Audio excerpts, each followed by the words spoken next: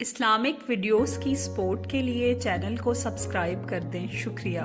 قیامت کے دن ایک شخص کے دونوں پلڑے برابر ہوں گے۔ اللہ تعالیٰ اس سے فرمائیں گے تو نہ جنتی ہے نہ ہی جہنمی۔ اتنے میں ایک فرشتہ ایک صحیفہ لا کر اس کے ایک پلڑے میں رکھے گا جس میں اف، والدین کی تکلیف، صدمہ کی آواز لکھا ہوا ہوگا، جو بدی کے پلڑے کو وزنی کر دے گا، اس لیے کہ وہ ایسا کلمہ ہے جو دنیا کے پہاڑوں کے مقابلے میں بھاری ہے۔ چنانچہ اس کے لیے جہنم کا فیصلہ ہوگا۔ وہ شخص اللہ تعالیٰ سے جہنم سے نجات کی درخواست کرے گا تو اللہ فرشتوں سے فرمائیں گے اس کو واپس لاؤ۔ پھر اللہ تعالیٰ اسے کہیں گے اے ماں باپ کے نافرمان، تو کس بنا پر جہنم سے چھٹکارے کی درخواست کرتا ہے؟